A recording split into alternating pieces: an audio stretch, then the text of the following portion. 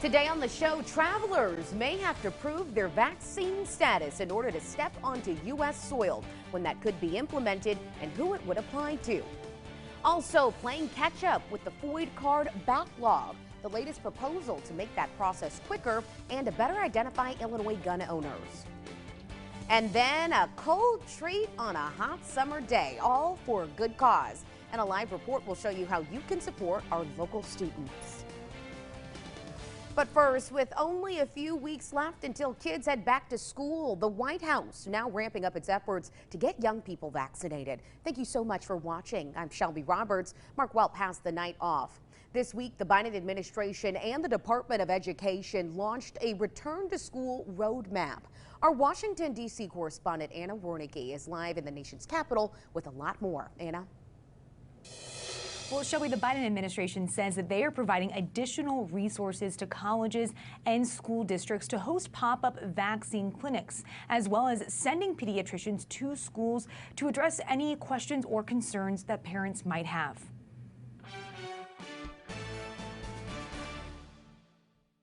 They've suffered enough. Education Secretary Miguel Cardona says we must get our kids safely back in the classroom this fall. We have to keep our students safe. We have to keep our educators safe. Secretary Cardona says the Department of Education is rolling out a return to school roadmap. It focuses on students and teachers' physical and mental health and on catching up after a year away from the classroom. We must do everything in our power to help students not only catch up, but to excel during this upcoming school year. Cardona says the administration is ramping up efforts to get more students vaccinated before they start the school year. Vaccinations are the very best line of defense against COVID and the Delta variant, and we're doing everything we can to keep getting shots in arms. Fewer than a third of children ages 12 to 15 have received at least one vaccine.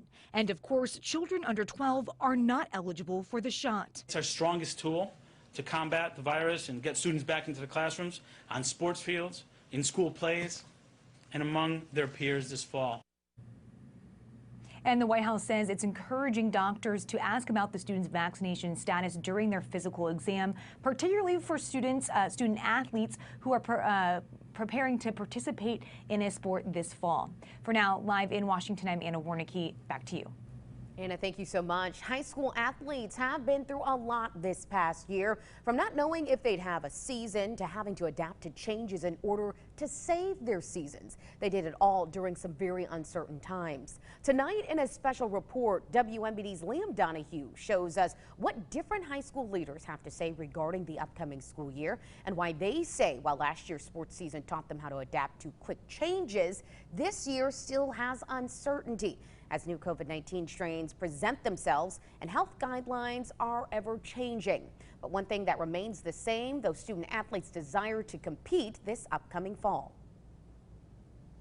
I encourage our coaches and our families and our athletes just to remain patient, and you know, we're gonna communicate things as soon as we can, but hopefully we want to be as accurate and as up to date as we can when we do communicate. And you can tune in to WMBD News at 10 to see that full special report. Foreign travelers may soon have to prove that they have gotten their COVID-19 shot before they can enter the United States. A White House official says that multiple government agencies are working together to come up with a consistent plan. The vaccination policy would allow for only limited exceptions. Right now, there are restrictions in place for travel from Mexico, Canada, and Europe. The vaccination requirement would be implemented when the travel restrictions are lifted. It's unknown when that will happen. The CDC is warning of possibly more than 2 million new COVID-19 cases over the next month. It also says that the Delta variant now accounts for 93% of all new U.S. infections. A growing number of cities and states are announcing new mask and vaccine rules as well as mandates. And while COVID-19 rises across the United States, the virus is surging around the world. Countries that were once models of COVID containment are also seeing spikes in infections. CBS's Ian Lee reports.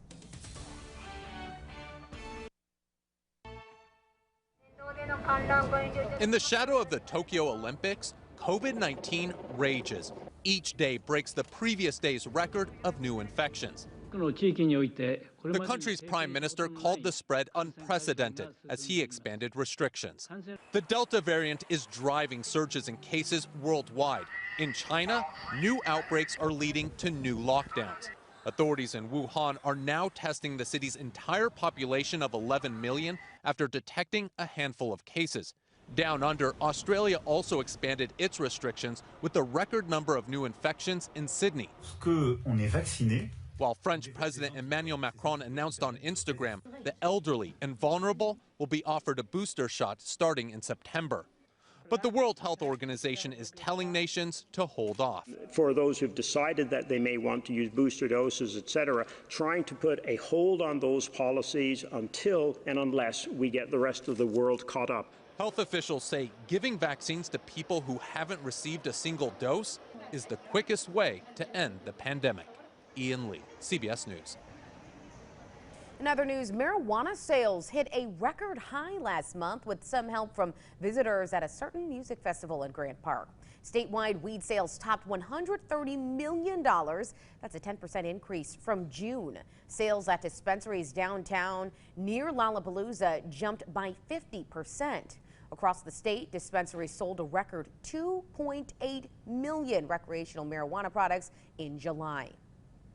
In a new federal lawsuit, a Chicago family says police officers forcibly entered the wrong home and pointed a gun at their children. An executive order from Chicago's mayor this year finally allowed that family to obtain police body camera video of that 2019 incident. And we do warn you, it's troubling to watch. Video shows officers with their guns drawn searching the family's home for suspects who had fled police. CBS's Dave Savini from Chicago station WBBM broke that story. He's got the latest. Chicago police officers responded to a 911 call in August 2019 about two men fighting at a nearby gas station, one of them possibly armed. When officers arrived, four men ran. On the pursuit, officers entered this apartment building, but there is no public evidence suggesting this is where the suspects ran. Officers went to the third floor where they kicked down the door of this apartment along with the Regina Evans and Steve Winters. A lawsuit filed by the couple Tuesday alleges officers forcibly entered their home without announcing themselves as police. Body cam video shows them holding Winters down as other officers checked the apartment. The lawsuit alleges an officer had a gun to Winters' head. An officer with the gun to my head, I thought it was kind of over. In one room, they woke up a 73-year-old grandfather at gunpoint. And in another, they find the couple's children, 5-year-old Rashyla and 9-year-old Savela. They were in their beds when they say an officer entered their room and pointed a gun at them. So what did you do when you saw the gun? I was crying. I was hollering and I was screaming and I was trying to figure out what was going on. The other one put a gun in my face and put a gun in the room with my key. The family later can be heard repeatedly telling the officers the suspects never entered their unit. Officers later apologized. Well, they thought they were doing a good thing chasing some guy with a gun up here, you know what I'm saying? In a statement, a CPD spokesperson said the apprehension of fleeing suspects are often active in fluid situations in which officers are balancing public safety and the safety of all individuals involved. At all times, officers are expected to conduct themselves in accordance with the law and department policy. Trauma, heartache, they left a lot behind. They left a lot of baggage behind. Dave Savini, CBS News, Chicago.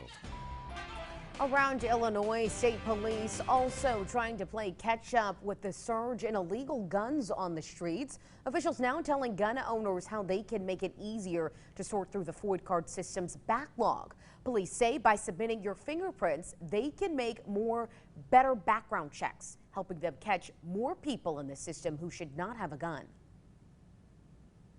There's no one thing that's going to stop all violence. There's no one thing that's going to stop all guns from being used in crime and from hurting people.